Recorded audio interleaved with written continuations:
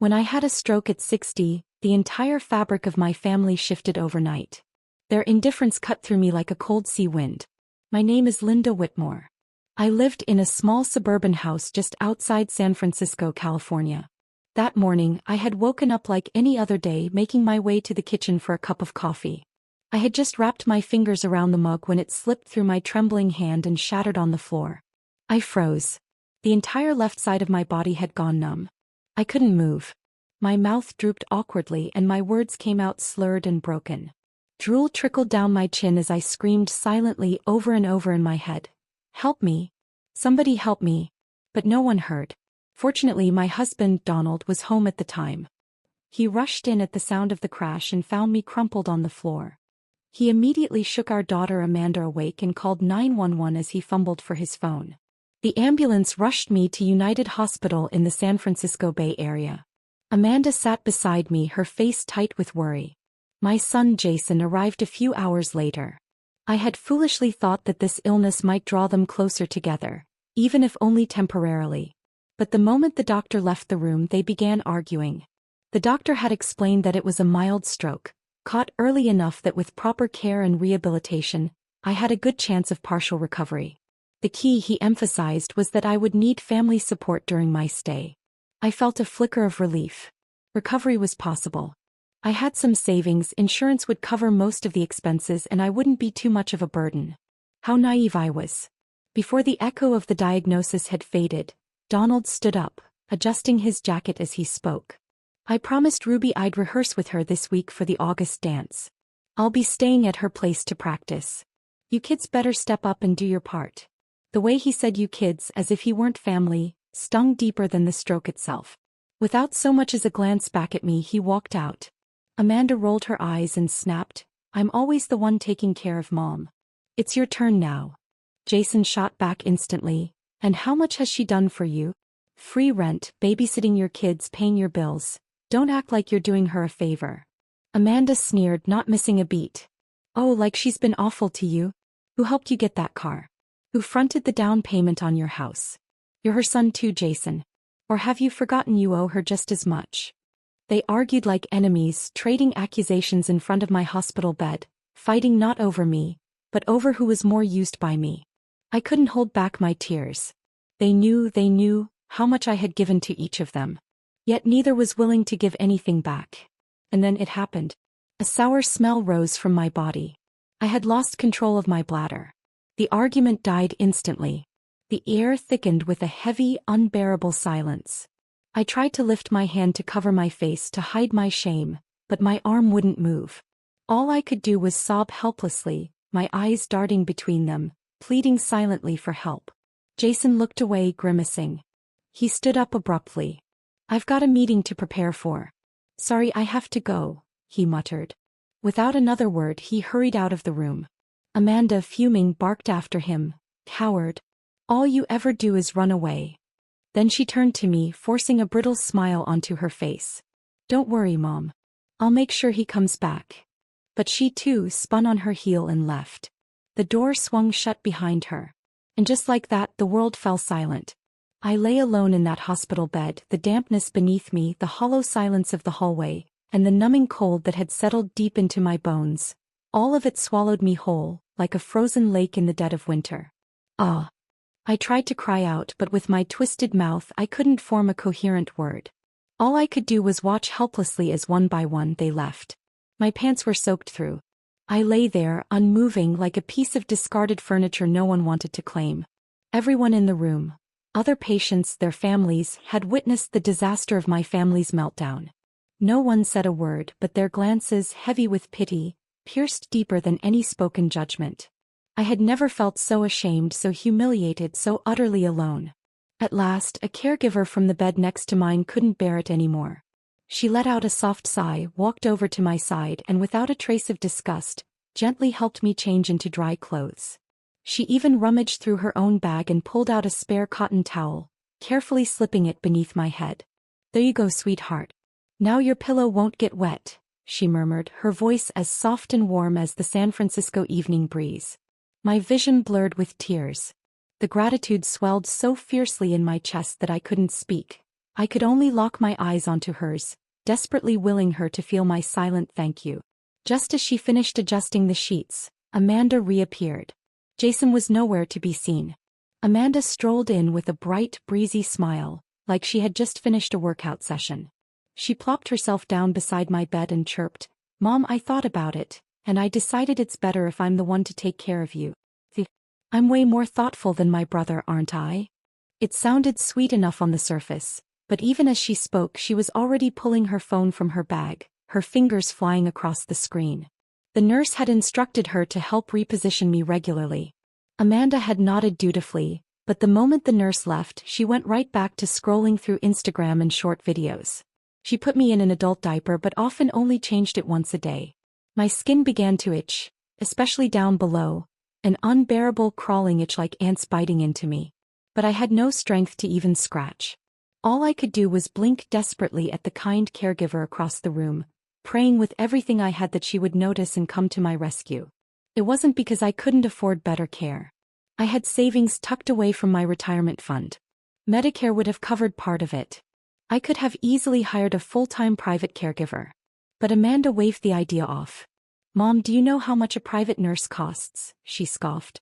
"Besides, no stranger can take care of you better than your own daughter." If she truly cared, I wouldn't have been lying there, itching so badly I thought I'd lose my mind. Later the doctor called Amanda outside. By then I was recovering, though painfully slowly. My mouth had started to straighten a little. I could manage a few broken words if I tried hard enough. Amanda stormed back into the room minutes later, her face thunderous. She marched right up to my bed and announced, "Mom, we're checking out." My eyes widened in disbelief. "You're not gonna get better here," she said like she was explaining it to a child. "Strokes leave all kinds of permanent damage. It's better to go home and recover naturally. I'll take good care of you, promise." The doctor followed behind her, trying to intervene. "Mrs. Whitmore is making progress," he said firmly. "With continued rehabilitation, there's a good chance she'll regain much of her independence. Going home now would undo everything we've achieved so far." Amanda exploded. She shouted at him, "You people are just trying to bleed us dry. My mom's only been here a little over a week and the bill's already over $13,000. Are we supposed to sell the house just to pay for this?"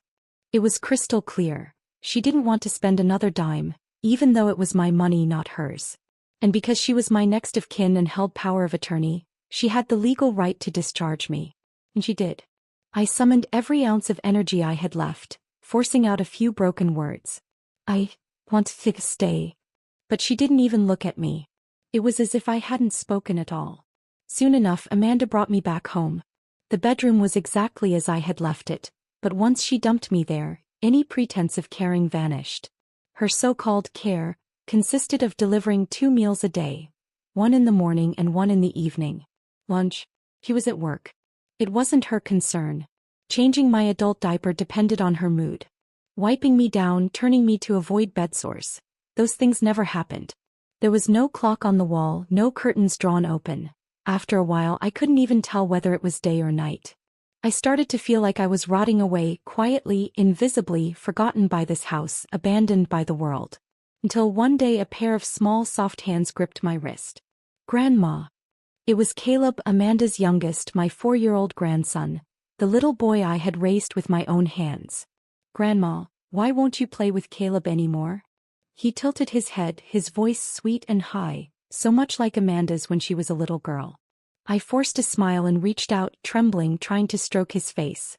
"Grandma, Mommy said when you die I can have this room for my toys." "Grandma, what does die mean?" My hand, stretched out to touch him, dropped helplessly in midair. My whole body started to shake uncontrollably. Caleb was the spitting image of Amanda at that age. Soft cheeks, wide eyes, that lilting baby voice calling me Mommy, over and over again. And now, that same little girl was waiting for me to die, carving up my life before I was even gone. I struggled to keep my face composed, but grief crawled across every inch of it. Caleb must have sensed something. He turned and bolted from the room, frightened. Silence crashed back down around me like a closing tomb. That evening, Amanda hauled me up, half dragging, half shoving me, and fed me dinner with a fake, brittle smile plastered on her face.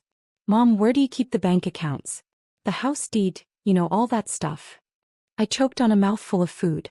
Tears sprang to my eyes, but Amanda didn't even flinch. She didn't care if I lived or died, she cared only about what I might leave behind. I said nothing. I just stared at her, cold and hard. She didn't seem bothered. Instead, she turned and started rifling through my room like she was picking through a thrift store. She tore open the closet, tossing my neatly folded clothes across the room like they were garbage. "Seriously, Mom? You were hiding a bracelet like it's some kind of treasure." She scoffed. "This junk isn't even worth anything anymore," she muttered to herself, ripping open the small cloth pouch I had hidden deep at the head of the bed. When she found only an old silver bracelet inside, she sneered with disappointment and flung it aside. A sharp clatter echoed off the floor. I watched it tumble across the room. The bracelet my mother had given me, the last thing I had left from her, Amanda's great-grandmother. I had never let anyone touch it. Not once. Somehow, from a place deep inside me, strength surged up. My right hand clenched into a fist so tight it felt like I could crush the air itself. The room was thick with dust. No one had cleaned it in ages. I started coughing violently, thick phlegm clogging my throat like a dead snake I couldn't force out. Amanda wrinkled her nose and took a step back. "God, Mom, could you be any more disgusting?" I finally hacked up the mucus, wheezing so hard it sounded like an old bellows. Amanda said nothing. She just kept rifling through drawers and cabinets until the room looked like it had been hit by a hurricane. At last she slammed the door and stormed out. I sat there, gasping, surrounded by scattered clothes and the silver bracelet lying far out of reach. I tried to push myself up. Instead, I lost balance and toppled onto the floor.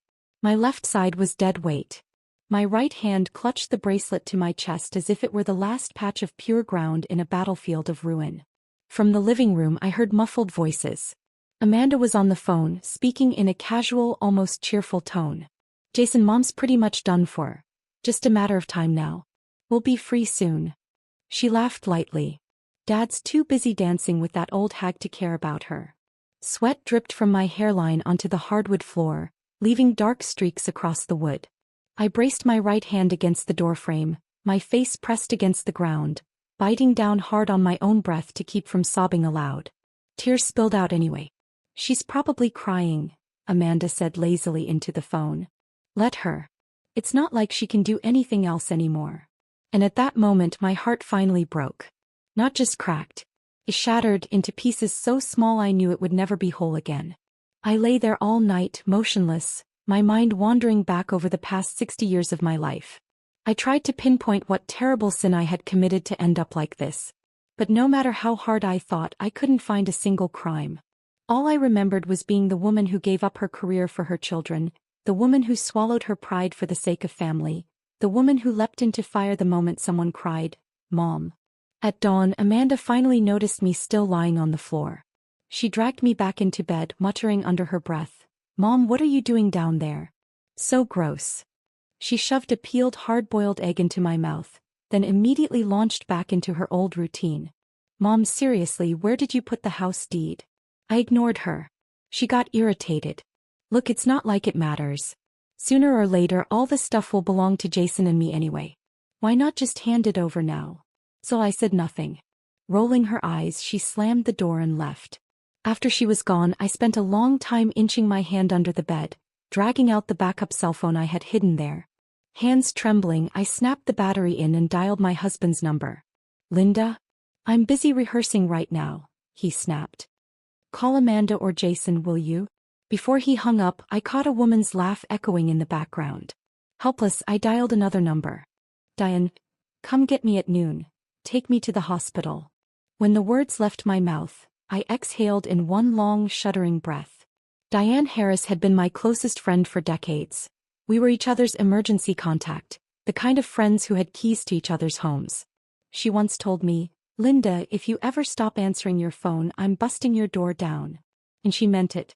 That day, without asking questions, she jumped into her car with her son and came straight to get me. She drove me back to United Hospital in San Francisco. "Sweetheart, what on earth happened to you?" Diane asked, standing by my ER bed, her eyes already red. Finally, someone who wanted to hear me speak. Someone who genuinely cared. Word by word, I poured out everything. The humiliation, the fear, the cold betrayal.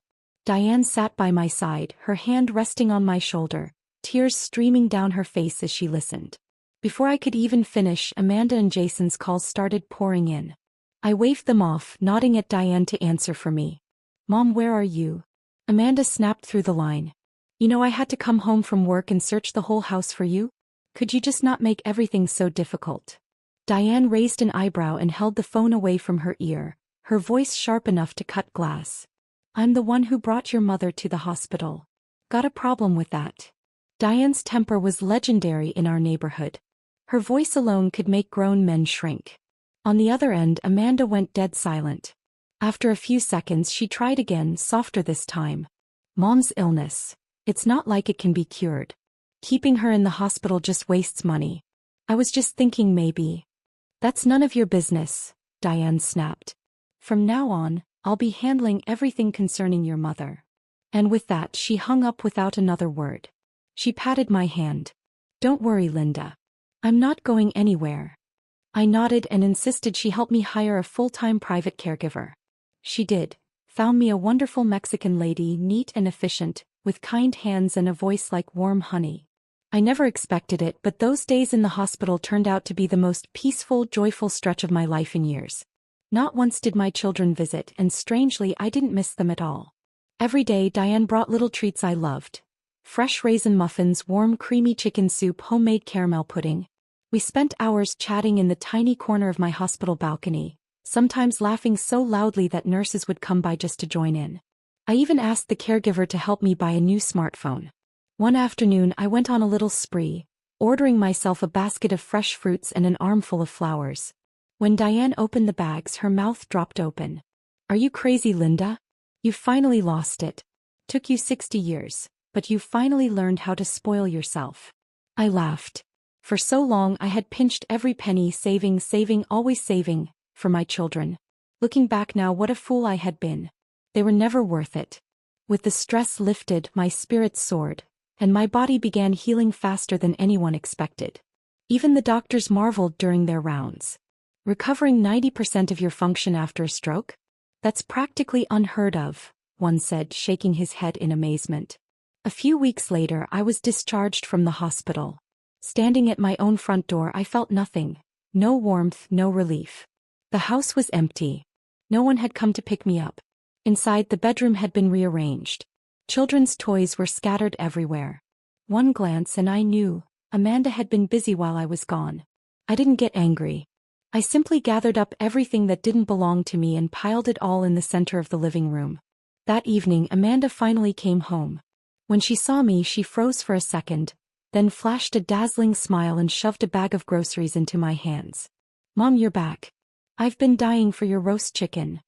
I used to cook every night for her when she first moved back in. I'd felt sorry for how tired she was after work. I took care of her meals, raised her kid, even washed her laundry without a second thought. But not this time. I tossed the grocery bag right back into her arms. "You think I owe you something? You don't have hands to cook your own meals." It was probably the first time I ever truly raised my voice at her. She blinked, stunned, then pouted and stomped off into the kitchen. A few minutes later I heard loud, deliberate chopping sounds.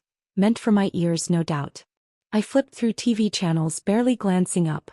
I called out casually, "Don't ruin my wooden cutting board. That thing's been with me for over 20 years. There was a brief silence.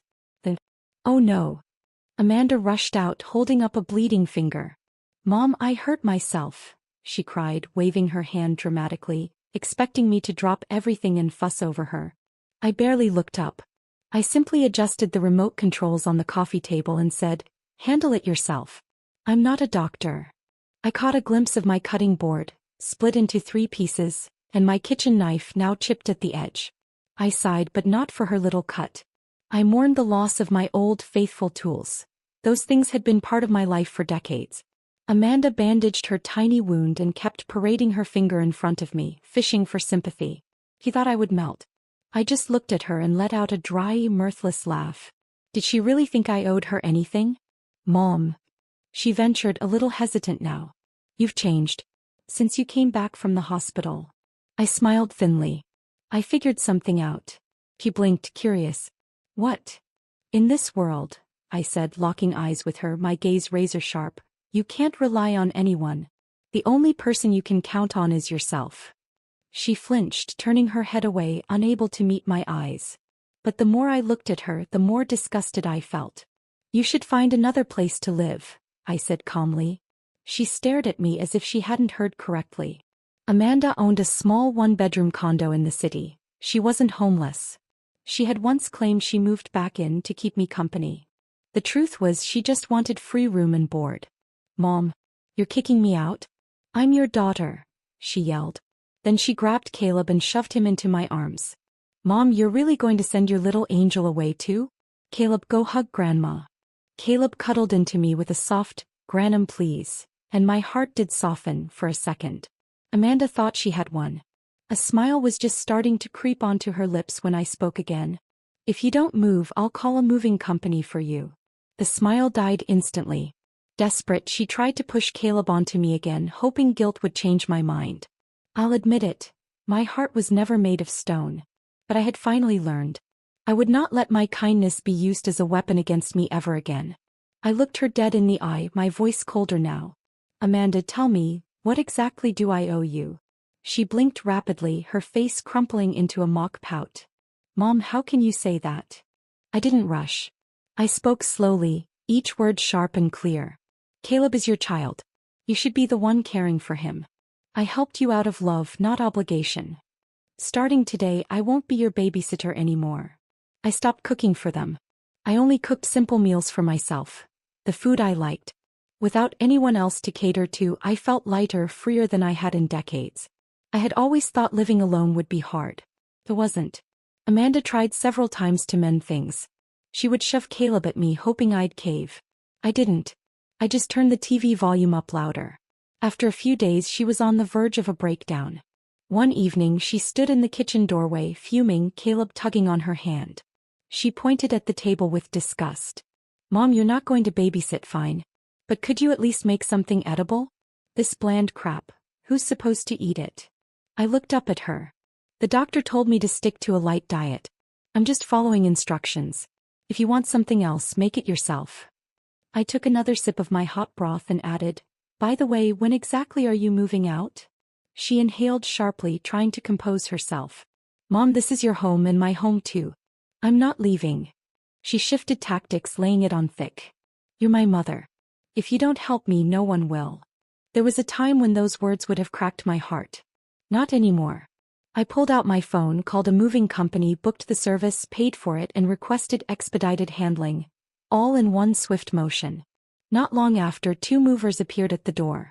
Amanda panicked, rushing to block their way. This is all my stuff. Who gave you permission to touch it? The movers hesitated, unsure what to do. I calmly opened a drawer, pulled out the property deed and waved it in the air. The house is mine. She's just a temporary resident. I'm asking her to leave. This is an urgent order. I'll throw in an extra $50 tip. The movers got to work immediately. Amanda clutched Caleb and screamed, Mom, are you insane? You're kicking me out? I'm your daughter. I turned my back on her without a word. No matter how hard she pounded on the door, no matter how loudly she cried and screamed, I didn't respond. After Amanda and Caleb were gone, the house finally fell silent. I sat on the sofa, staring out at the sunlight pouring through the balcony windows, feeling a strange sense of disorientation. This was the first time in decades that I had carved out a life entirely for myself. For the first time, I could ask myself a real question. What do I want to do? And the answer was, so much. I opened my laptop and browsed the website for San Francisco Community College. Enrollment, payment, course selection. I handled it all in one sitting. I wasn't concerned about graduating. I just wanted to reclaim a dream I had abandoned long ago. Learning wasn't easy at first. My brain was slower, my eyes tired easily, but I had never felt so alive. One afternoon after class, I walked slowly home. As I turned onto my street, I spotted Jason standing at my front door. I had changed the locks long ago. Jason fumbled with his old, useless key, trying again and again to get in. I approached, unlocked the door with my new key and let him in. The moment he stepped inside, his eyes zeroed in on the backpack slung over my shoulder. He rummaged through it and pulled out a stack of enrollment papers. Mom, you're signing up for community college? He asked, disbelief dripping from his voice. I nodded. He frowned like I was a child causing trouble. Mom, you're not exactly young anymore. Wouldn't it make more sense to stay home, take care of your grandkids, do some housework? Why waste money chasing stuff like this? He paused, then added, Amanda told me you're acting like a rebellious teenager. I didn't believe her at first. But you really went and did it. Mom, why don't you just move in with us? You can cook and help out. It'd make more sense. He said it like it was the most natural thing in the world, as if my sole purpose in life was to serve them. I couldn't help but laugh, sharp, cold. Do I owe you anything? I shot back. I snatched my enrollment papers from his hands. I spend my own money. How is that your business? Who are you to tell me what I can and can't do? Jason's face darkened. He muttered under his breath. I'm just worried you'll get scammed. I'm your son. If I don't look out for you, who will? I stared at him, my voice dropping, ice cold now. Where was that concern when I was lying in a hospital bed? The words hung between us like nails hammered into the air. Jason dropped his head, saying nothing.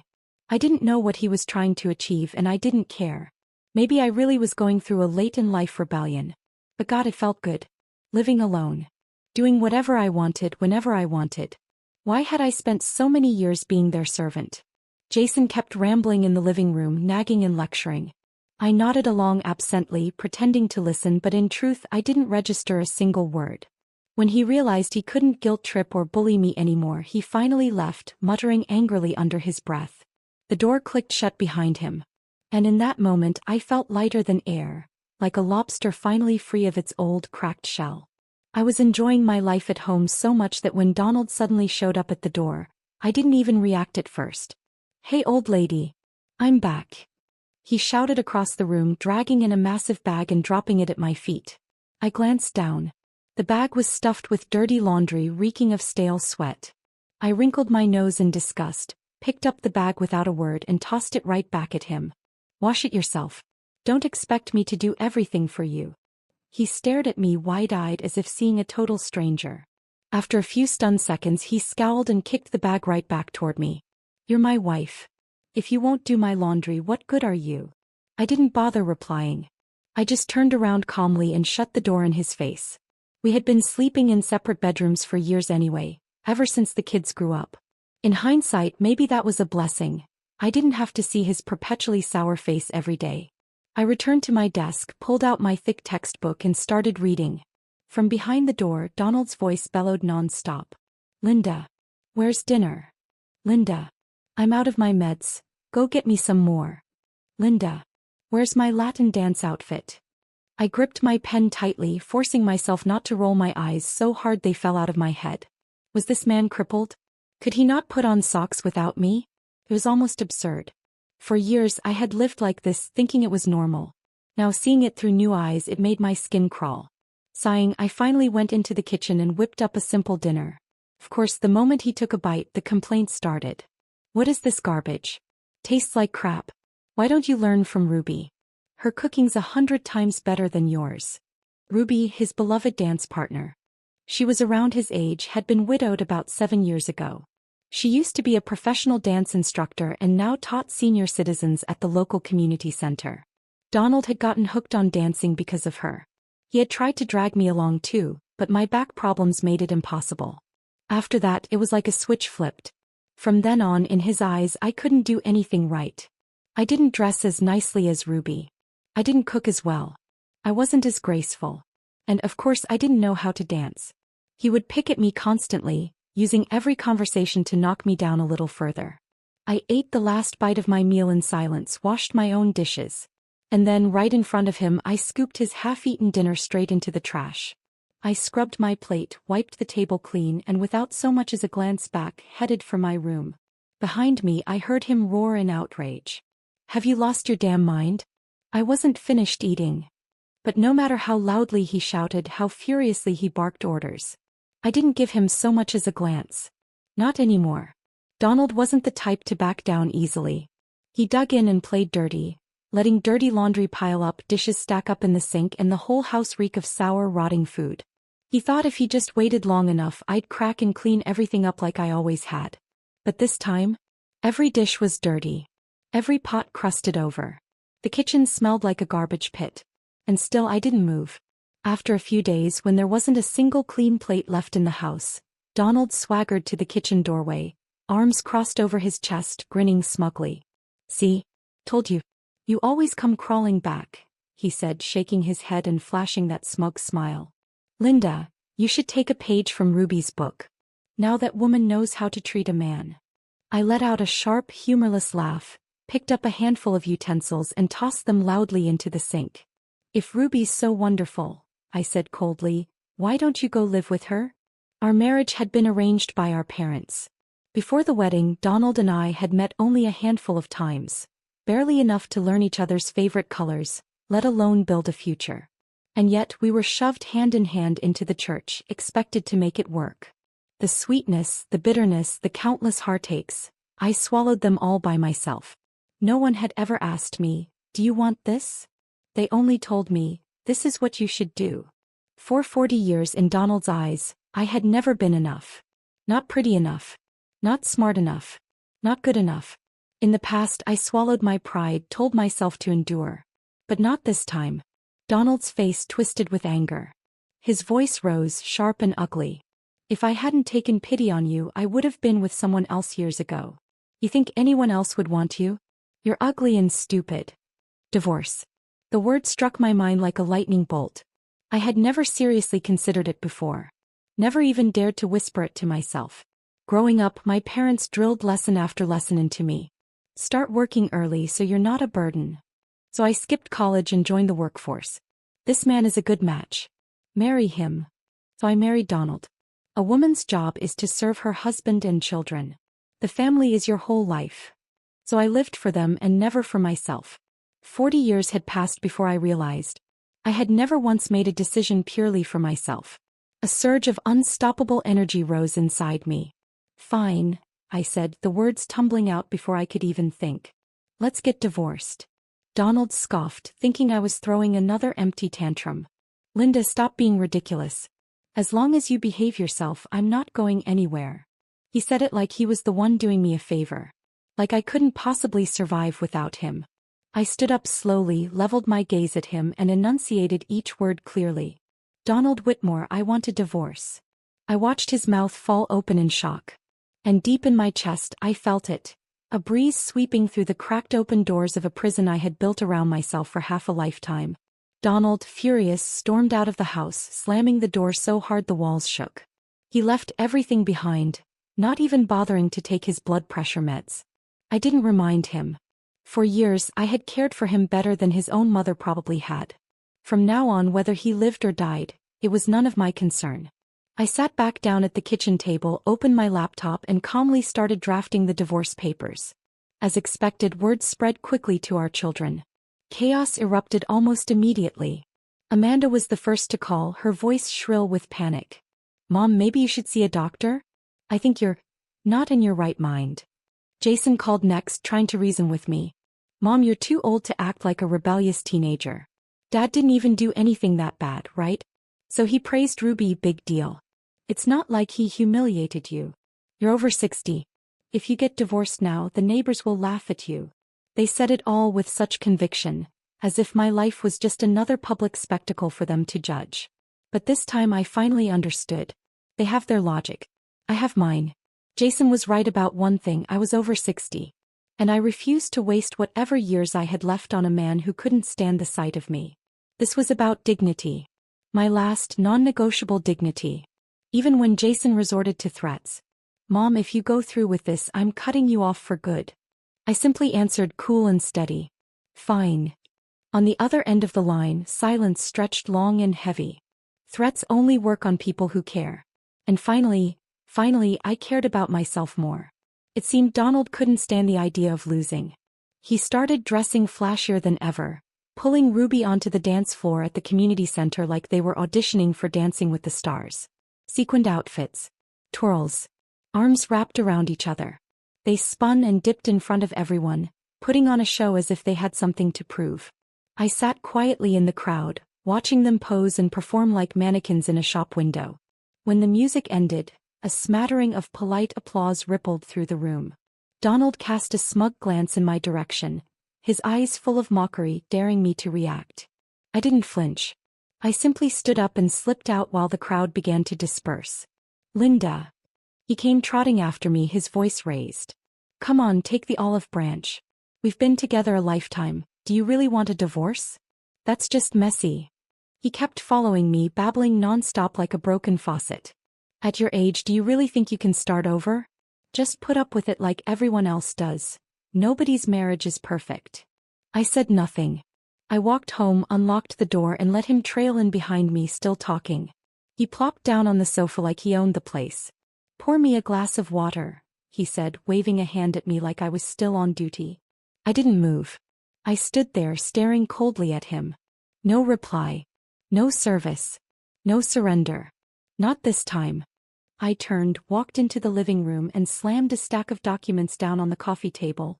The house deed and our bank passbooks. Split the house and savings. 50-50. Donald stared at them, stunned, like they were written in a language he couldn't read. Only then did it hit him. I wasn't bluffing. I wasn't throwing a tantrum. I was done.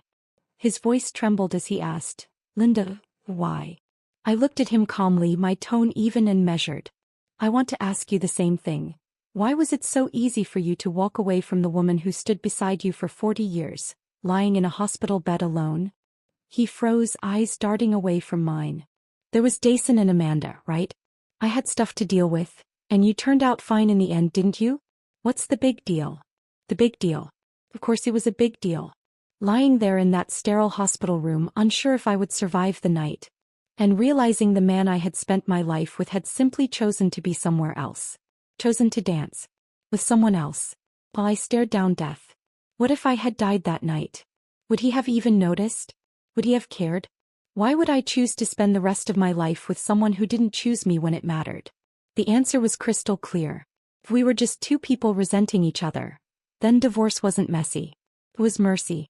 Donald's face turned red with rage. His voice cracked with fury. Fine. Divorce. But don't come crawling back later begging to get remarried. I met his outburst with a shrug, my voice light, almost amused. Divorce it is. You think I can't live without you? Watch me. In the end, we finalized the divorce. I took my share of the savings and bought myself a cozy one-bedroom apartment just outside downtown. It was warm, sunny, and close to everything I needed. And best of all, there was still money left in the bank. By the time Jason and Amanda found out, everything was already settled. Amanda, of course, was furious. She called me in a huff and launched straight into it. Mom, are you out of your mind? How could you leave Dad? He's such a good man, you'll regret this. I smiled to myself and didn't bother arguing. Oh, and by the way, Amanda moved back in with Donald.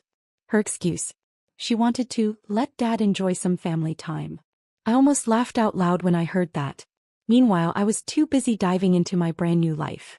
That day, I put on a tailored blazer I had picked out myself and tucked a crisp, freshly printed diploma into my handbag.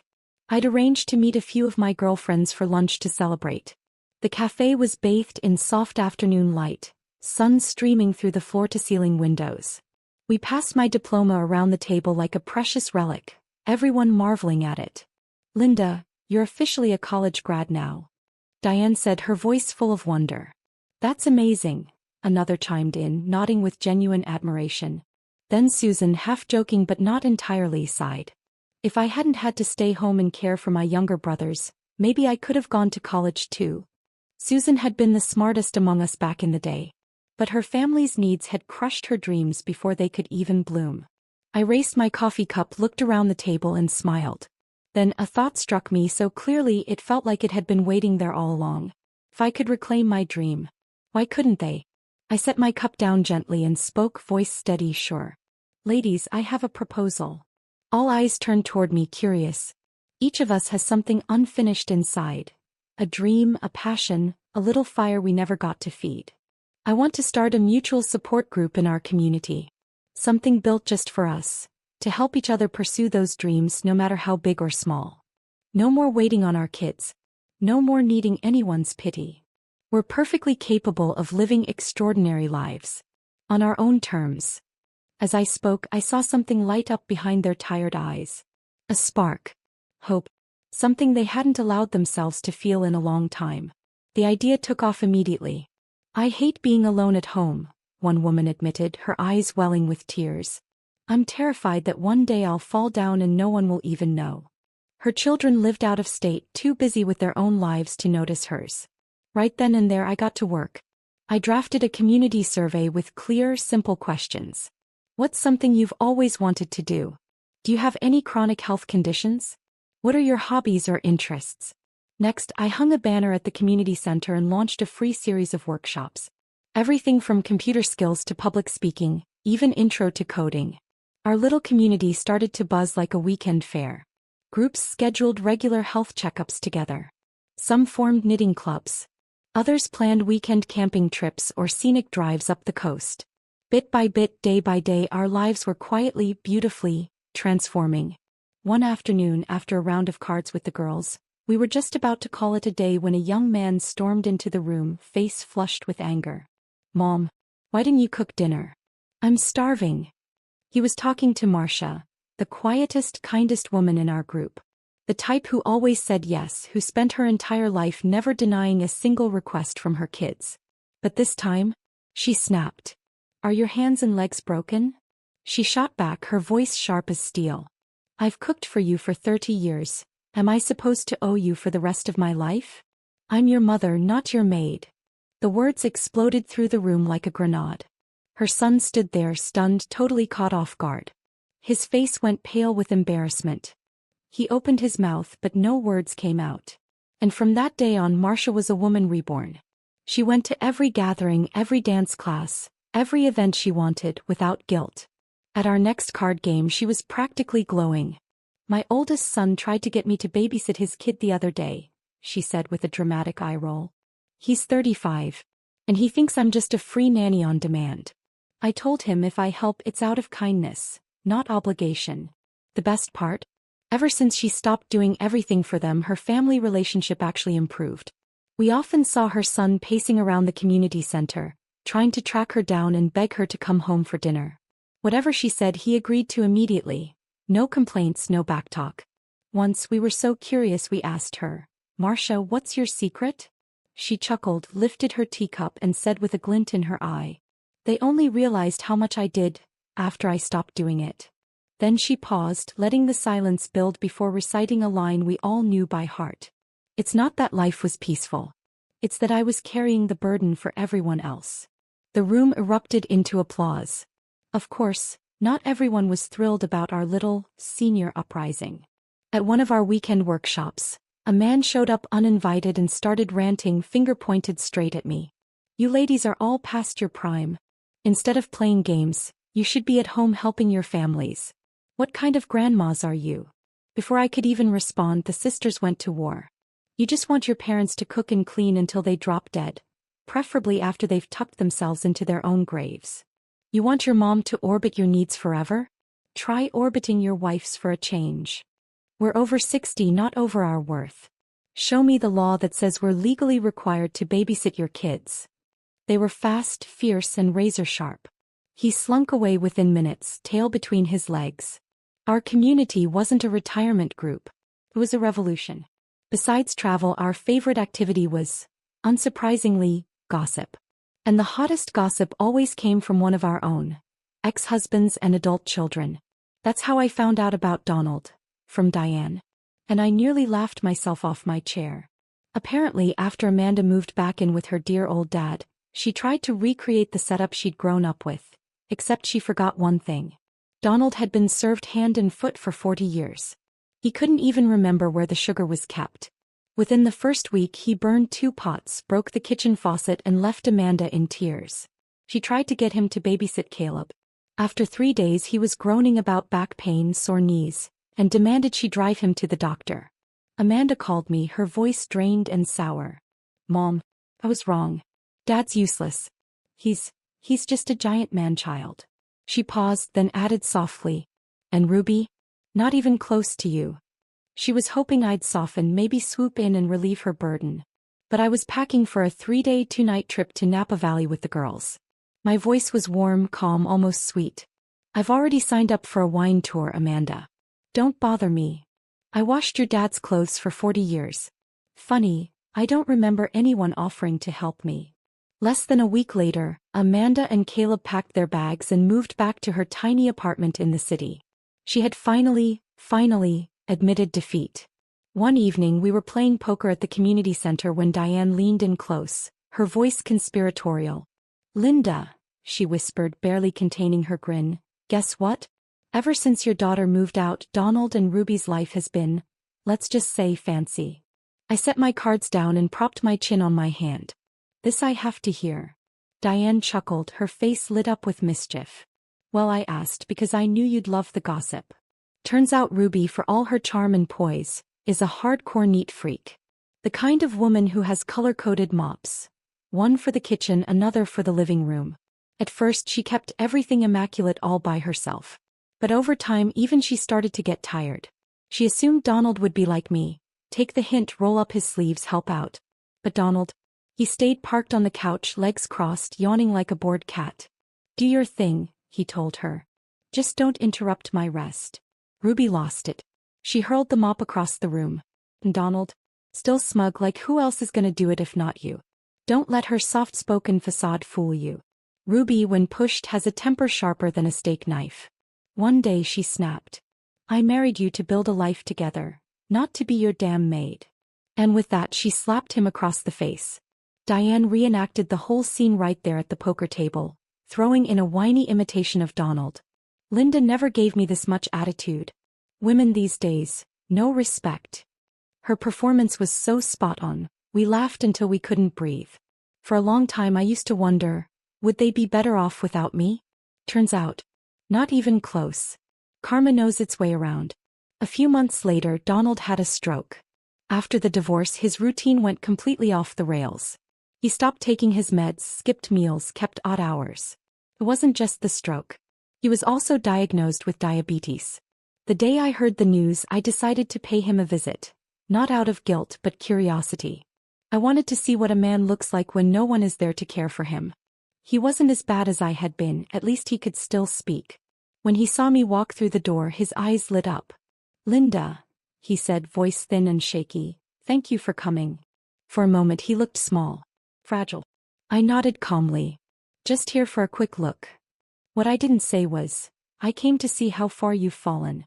Then suddenly, that awful, familiar smell hit me. He had soiled himself. His cheeks flushed red with shame. He locked eyes with me, silently begging for help. I didn't move. That's when Amanda and Jason walked in. To be honest, their lives hadn't been going so smoothly either. Amanda had recently lost her cushy desk job and was now juggling part-time gigs with long hours and low pay. Jason's career had stalled after an anonymous ethics complaint. No promotions in sight. "Mom, aren't you going to take care of Dad?" Amanda asked. Jason added, "Yeah, he's not doing well. Aren't you going to help?" I looked at them, cool and composed. "You seem to have forgotten, Donald and I are divorced." Then I paused, let the words sink in. "And now it's your turn to take care of him." I walked toward the door. Before I left, I glanced back at Donald and said softly, like we were chatting about the weather, "Take care, Don. Hope they don't just bring you home to wait it out." The room went still. You could have heard a pin drop. Donald's face turned pale. He looked from Amanda to Jason for the first time with uncertainty, maybe even fear. The two of them just stood there, awkward and speechless. And Ruby? She was off in another neighborhood, dancing the night away with a silver-haired gentleman who wore cologne and knew how to waltz. In my mind I pictured it perfectly. That broken little family of three, each bitter, each resentful, each quietly suffering. Me. I had stepped out of that mess for good. That fall, we hosted the first anniversary of Granny's Hands at the community center. The space looked like a cozy wedding reception. Flowers everywhere, candles, soft music, the air buzzing with laughter and pride. I was invited to give a speech. Looking out at the faces of my sisters, strong, wise, worn but unbroken, I felt grounded in a way I never had before. I began slowly, my voice steady. "I'm so grateful for my late-in-life rebellion. For decades people told me what I should and shouldn't do. I'm saying this for your own good, really just meant, this is what works best for me." But one day I realized something important. We've been living for everyone else, husbands, children, parents, since we were barely adults. And not once did we stop to ask, what do I want?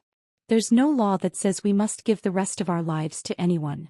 Our greatest responsibility now is to take care of ourselves. So yes, if that makes me rebellious, so be it. If it means I live on my own terms, then it's worth everything.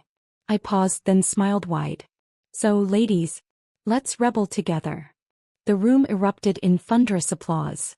And just like that, my story took its final bow.